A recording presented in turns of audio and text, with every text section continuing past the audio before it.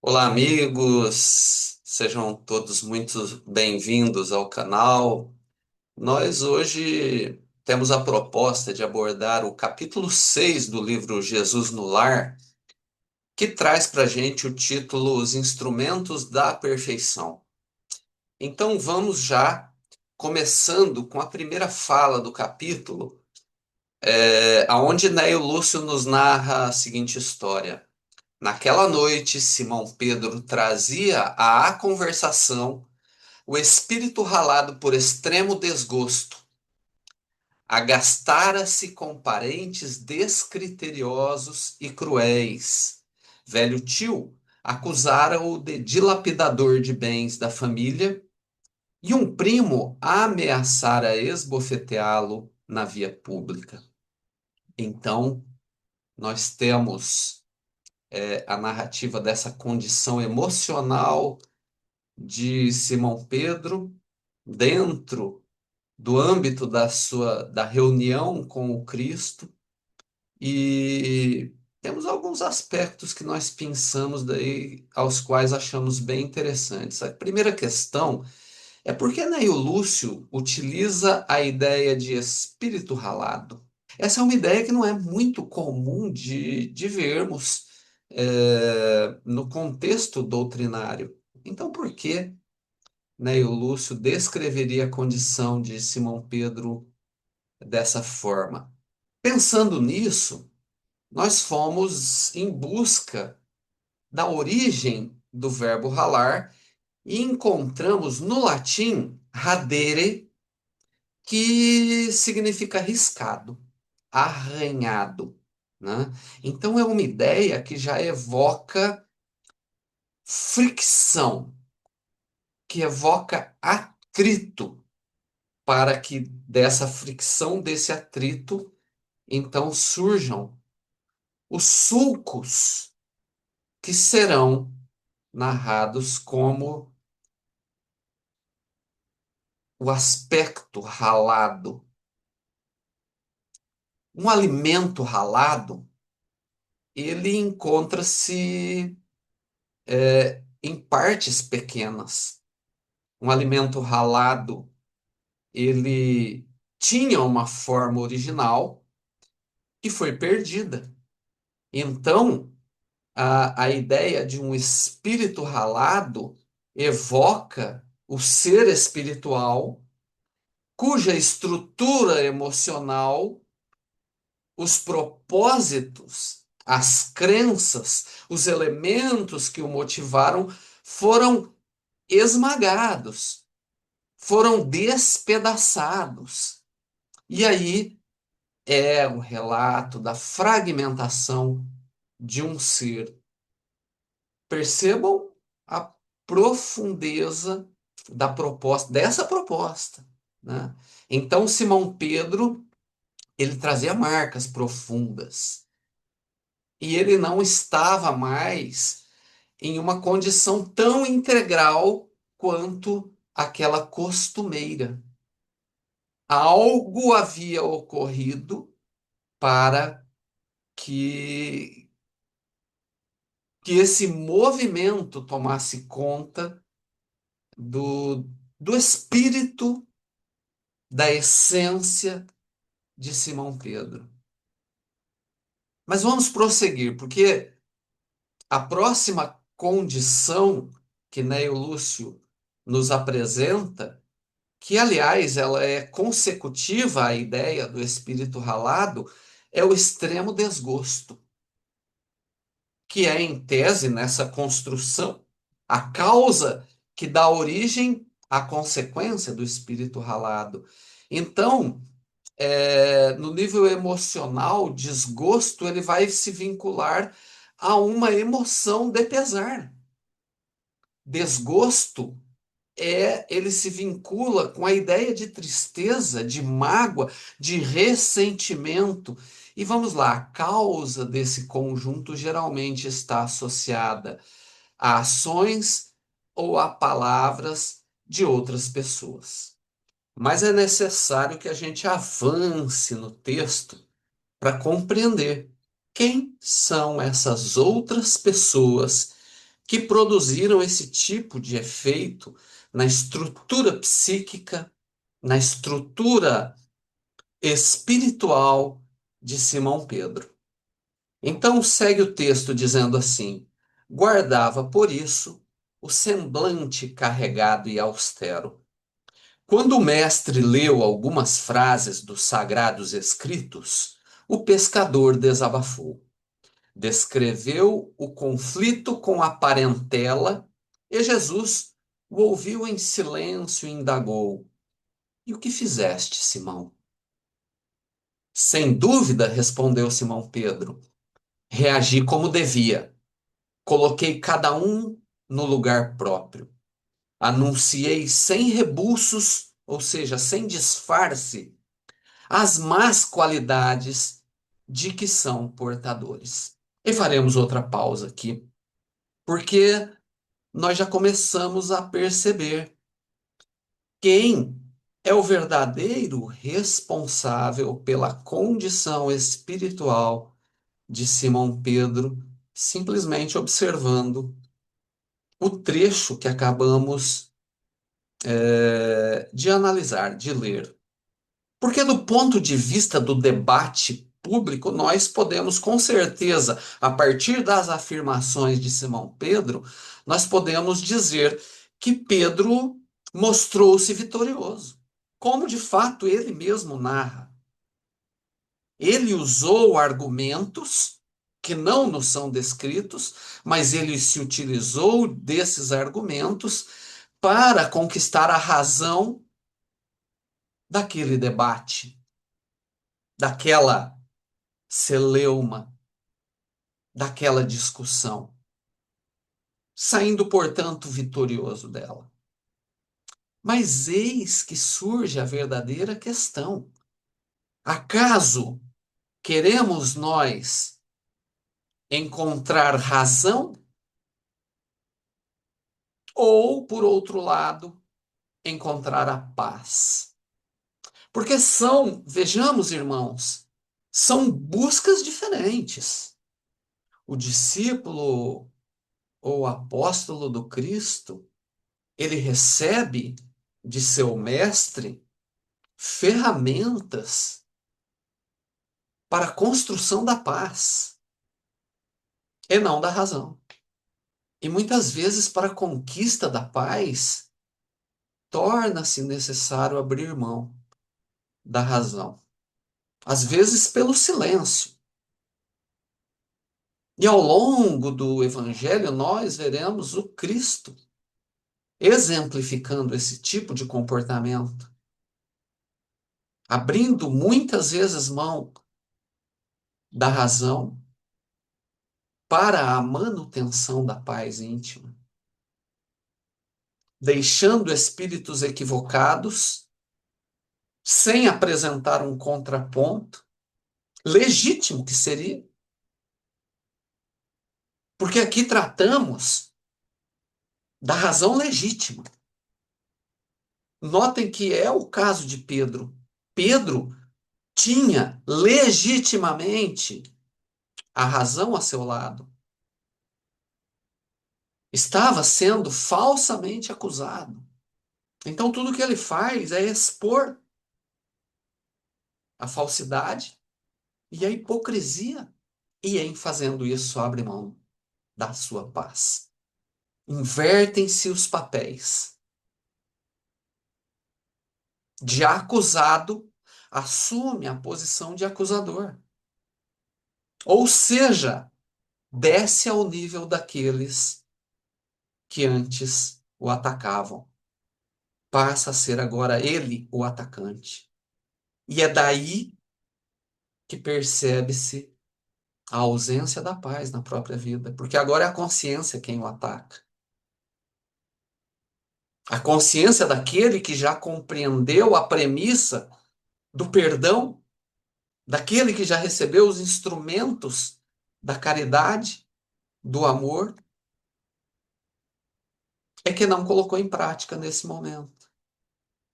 Então, a celeuma, o problema anterior, não tem mais nada a ver com isso. Agora é a consciência daquele que traiu a si mesmo em busca da razão. E, meus irmãos, a razão, ela é um anseio do homem orgulhoso. A razão é um anseio da arrogância. A razão é uma busca dessa consciência materialista, imediatista. Enquanto a paz é esse elemento transcendental que vai estruturando o ser. Mas vejamos o diálogo que se seguiu entre Jesus e Pedro, porque se até aqui nós tivemos que mergulhar na sutileza dos ensinos do Cristo, a partir de então ele se torna muito mais claro e explícito, e não há mais então sutilidades. Jesus pergunta para Pedro: Pedro, o que faz um carpinteiro na construção de uma casa? No que Pedro responde: naturalmente trabalha. Jesus volta a perguntar: com o quê? E Pedro responde: usando ferramentas. E é nesse momento que, claro, Jesus vai se aproveitar para apresentar a Pedro e a nós todos algumas ferramentas de grande utilidade quando nos depararmos com oportunidades como essa que Pedro desperdiçou, oportunidade de construção de paz, oportunidade de trabalho nos campos da humildade, da caridade, da paciência, da benevolência e do perdão. Então vejamos.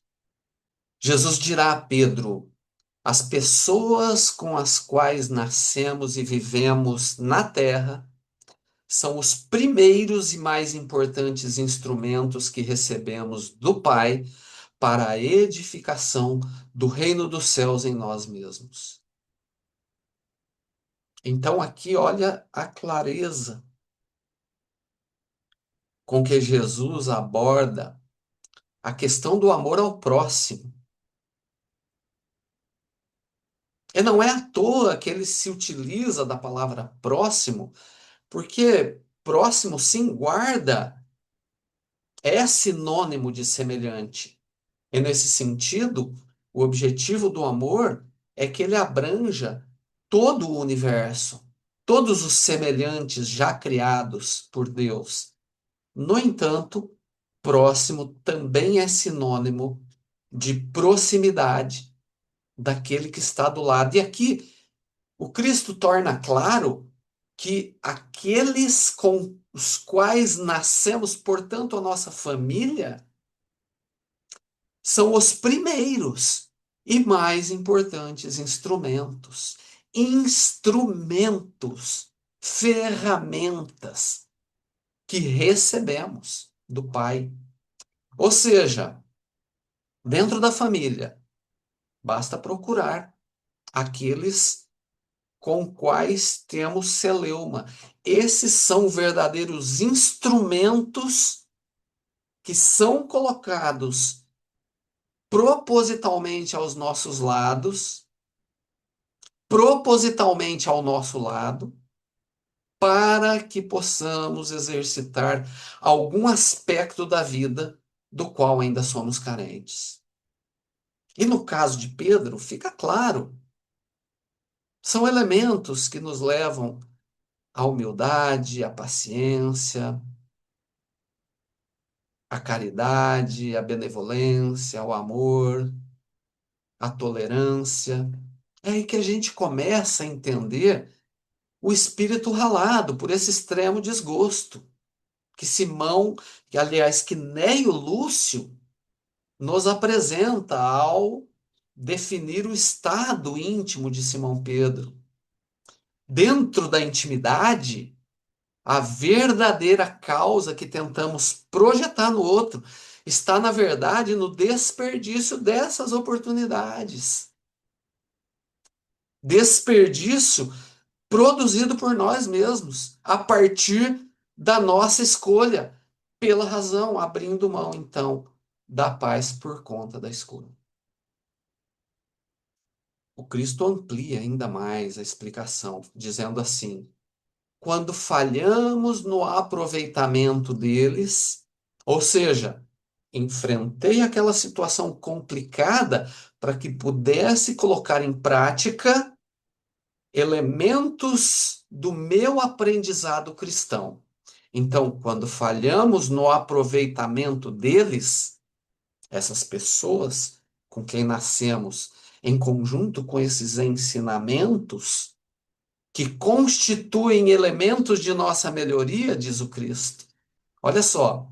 Então, de um lado, eu tenho esses parentes difíceis, esses que estão ao meu lado, e do outro lado, eu tenho as ferramentas com as quais eu devo lidar com essas dificuldades.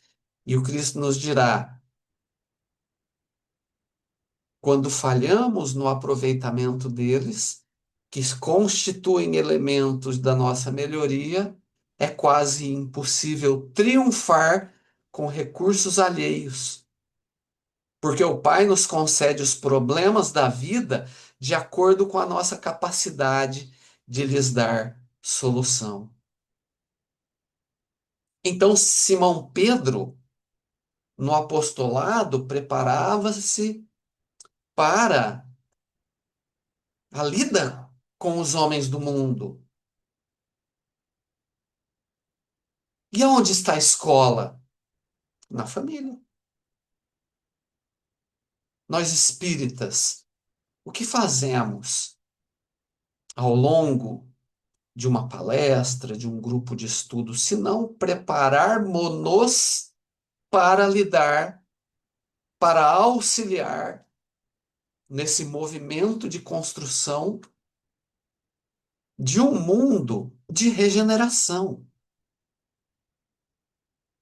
E o Cristo está dizendo, tá, isso começa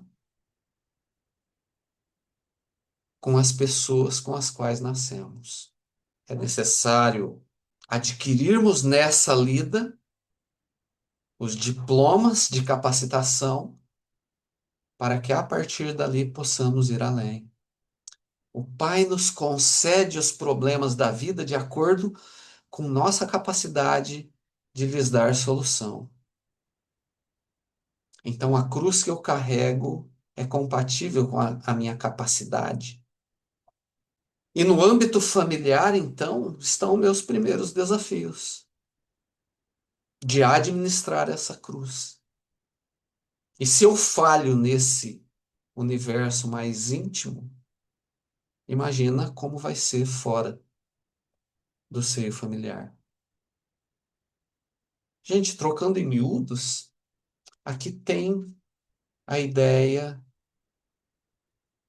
de que os membros mais difíceis da minha família são os meus verdadeiros desafios na encarnação.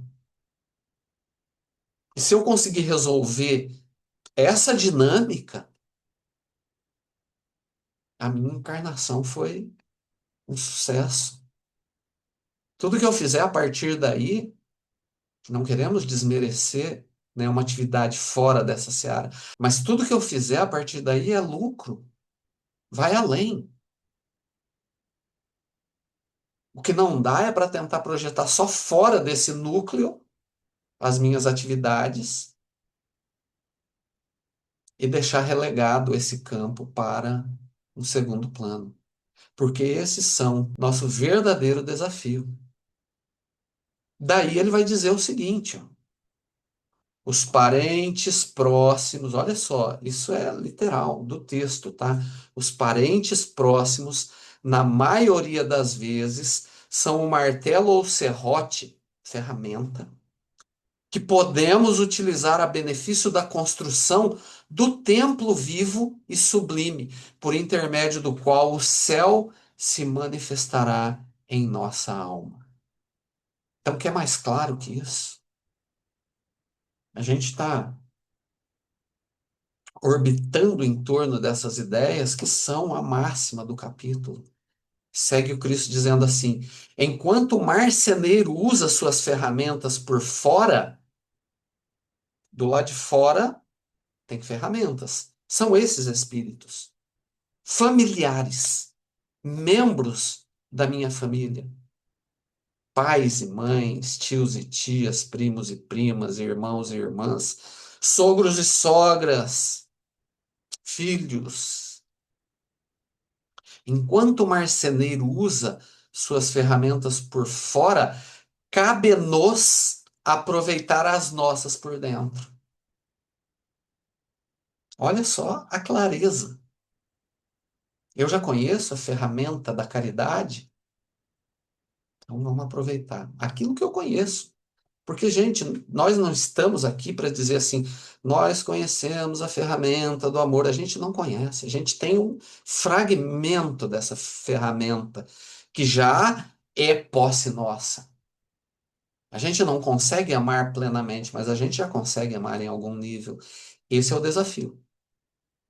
Esse nível que a gente já consegue amar, olha a tua esposa, olha teu filho, olha a tua mãe. Se tu consegue amar esse ser amado em um determinado nível, então esse nível já é, você já detém.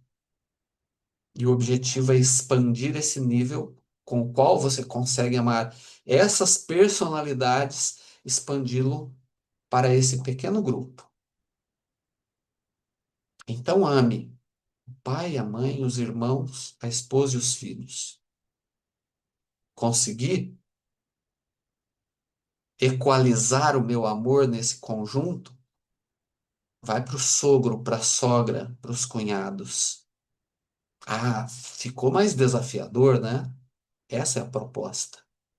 Conseguir equalizar, vai para os tios, para os primos e vai expandindo. Daqui a pouco, você já saiu do círculo da parentela. Vai dar trabalho, mas uma hora a gente sai. E é nesse movimento que vamos implementando a dinâmica do amor, da caridade, do perdão nas nossas vidas. E, gente, é aí que ele vai apresentar de forma bem explícita o campo das oportunidades, aquele momento em que a gente pode escolher entre a razão e a paz. Ele vai falar assim: o ignorante é campo de benemerência espiritual. Você mostra o caminho e ele não aceita. Não aceita por quê? Por ignorar. E aí você vai colocar as suas ferramentas em prática, da caridade, vai tentar suportá-lo. Suportá-lo como? Primeiro aguentando, tolerando, que é sinônimo de suportar. Depois dando suporte, sempre que for oportuno, que também é sinônimo de suportar. Ele dirá: o mal é desafio que nos põe a bondade à prova. Como é que eu vou praticar bondade para aquele que já é bom comigo? É necessário o contraponto, para que eu possa, de fato, perseverar na bondade, sendo bom para com o mal. Segue o Cristo dizendo: o ingrato é meio de exercitar o perdão, o doente a lição, a capacidade de socorrer. Então percebam que esses parentes difíceis não são senão instrumentos da bondade divina na nossa vida para a nossa própria labuta íntima, para que possamos colocar em prática tudo aquilo que temos aprendido nessa doutrina de bênçãos e de luz. Cristo vai finalizar dizendo assim: aquele que bem se conduz em nome do Pai junto de familiares, que são os principais agentes dessa transformação íntima nossa, aquele que bem se conduz em nome do Pai, junto de familiares endurecidos ou indiferentes, prepara-se com rapidez para a glória do serviço à humanidade, porque se a paciência aprimora a vida, o tempo tudo transforma. Segue o Cristo. Se não ajudarmos ao necessitado de perto, como auxiliaremos os aflitos de longe? Se não amamos o irmão que respira conosco os mesmos ares, como nos consagraremos ao Pai que se encontra no céu? Então, se alguém tinha alguma dúvida até agora a respeito da máxima ama ao próximo como a ti mesmo, eu acho que essa dúvida cai completamente por terra com essa explicação mais do que clara de Jesus a cada um de nós. E com certeza cada um de nós tem então novos desafios a partir disso que aqui aprendemos para implementar na nossa vida íntima. E com isso, meus irmãos, eu acho que a gente tem bastante tarefa, dever de casa, né? De casa, literalmente, né? Depois dessas falas tão claras de Jesus a cada um de nós, que nós possamos então rogar a Jesus, a espiritualidade que nos amplie a nossa capacidade de percepção para identificar essas oportunidades de aplicação daquilo que aprendemos agora dentro do nosso lar. Muito obrigado, mestre amado, e que assim seja.